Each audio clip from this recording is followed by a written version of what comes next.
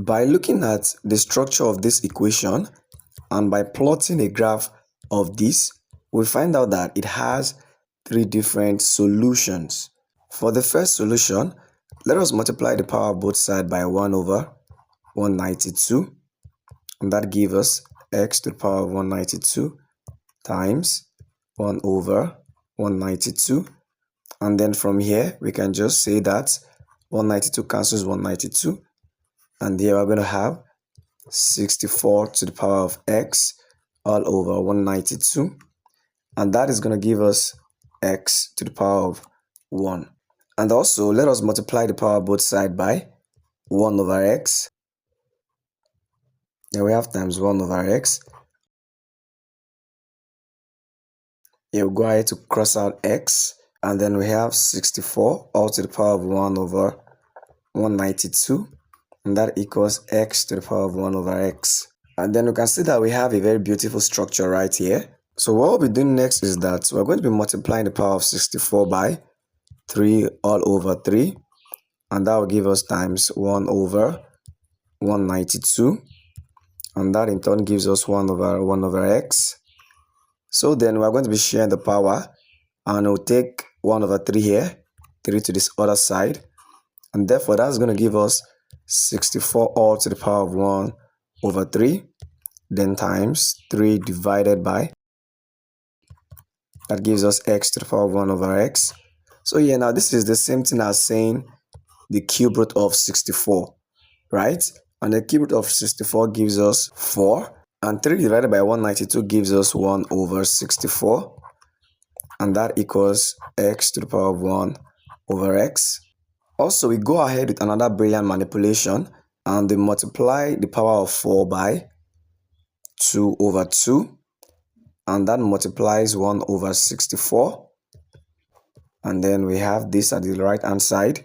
Also, we're going to be sharing the power, but this time around is going to be the opposite way. 2 comes here and 1 over 2 goes to the other side.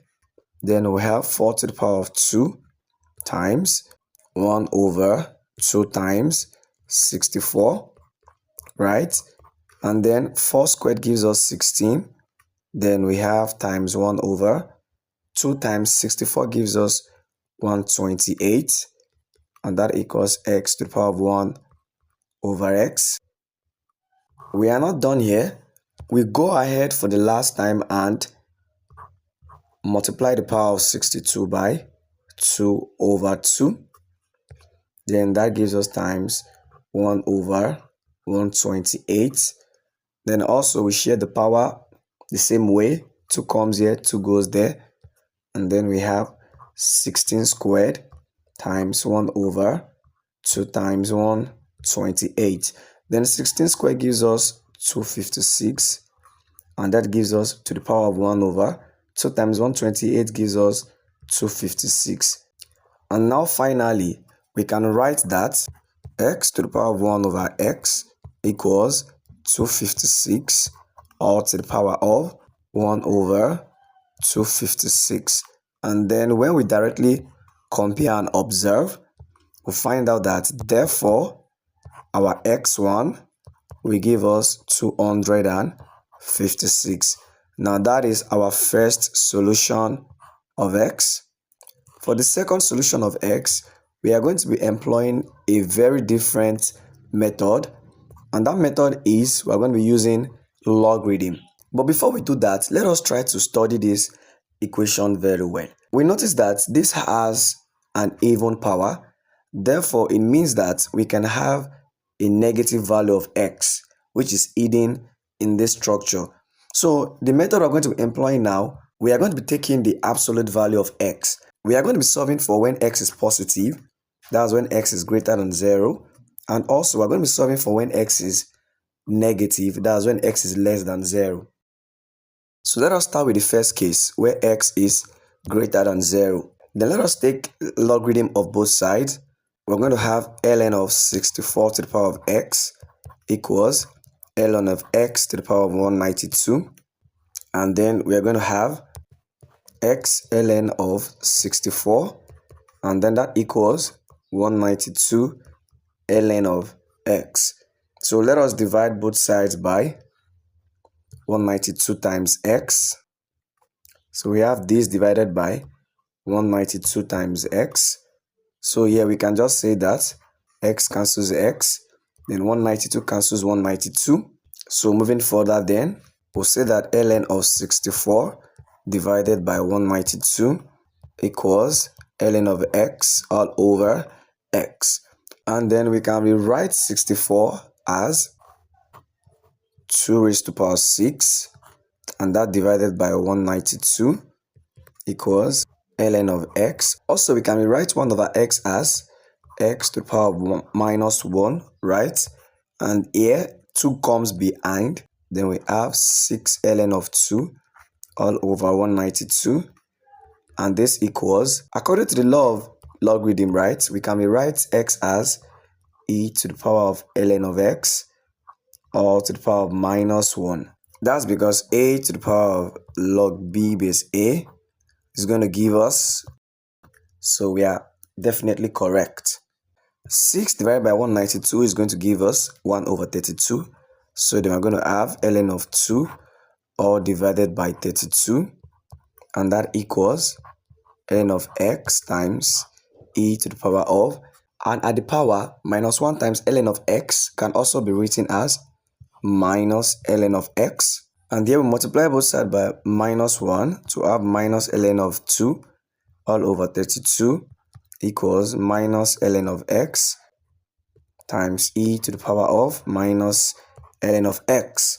Why? Because we want these two to look exactly the same. Having done that, we are going to be employing the Lambert W function. So you're going to be taking the W function of the equation, and when we do that, we're going to have minus ln of x to be equal to the W function of minus ln of 2 all over 32.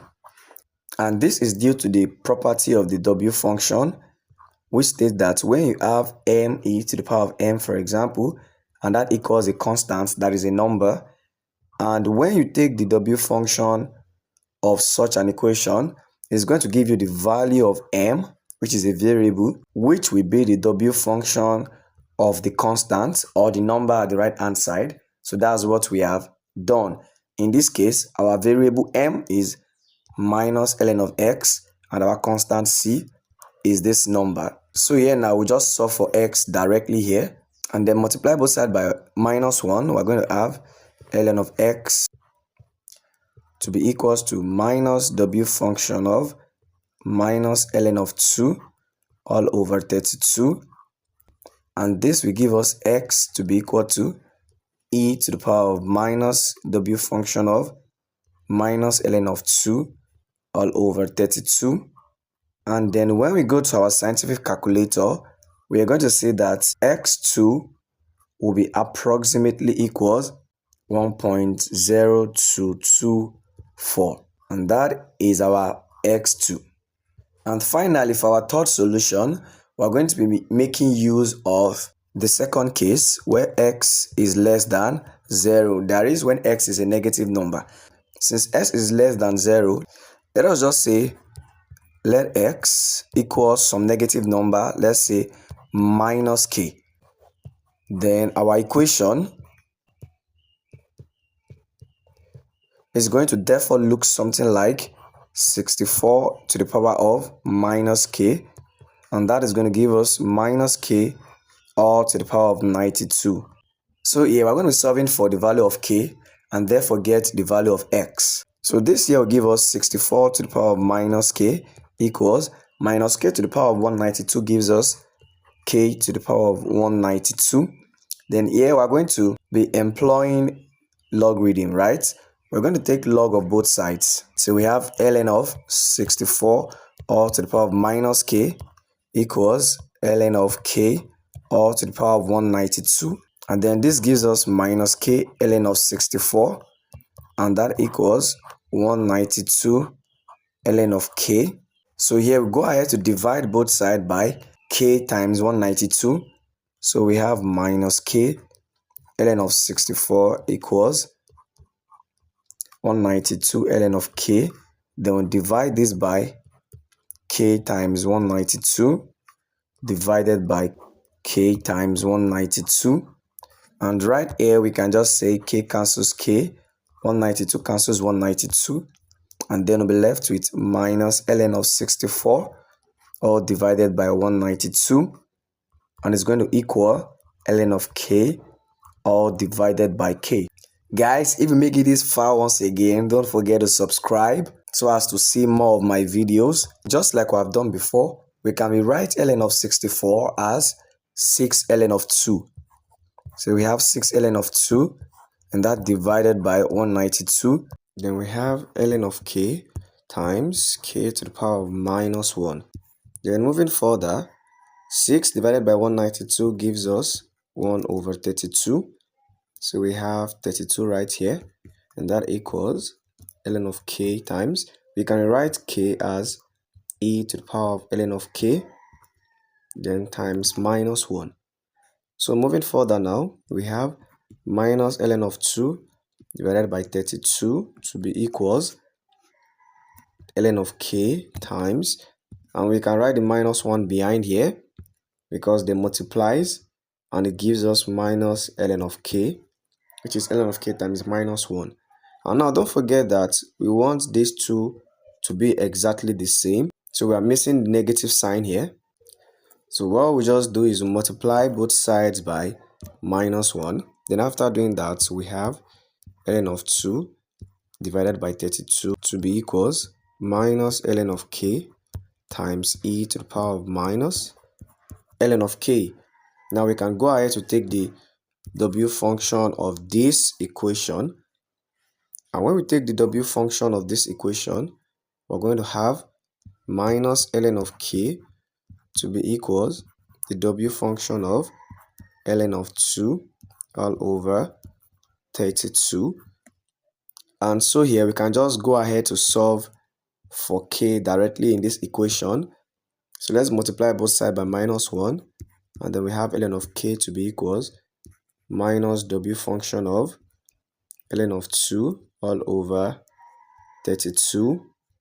Then we'll say k to be equals e to the power of minus w function of ln of 2 divided by 32. And then when we input this in our calculator, we'll find k to be approximately equals 0.979. And also don't forget that x3 equals minus k. Therefore, find out that x3 will be approximately equals minus 0.979. And guys, that's our final answer for the third solution. Let us write out the three solutions here. We have S2 to be approximately equals 1.0224, and then we have X1 to be equals 256. Guys, this is the three valid solutions. And guys, if these methods make sense, don't forget to subscribe and let me know your thoughts in the comments. Have a good day.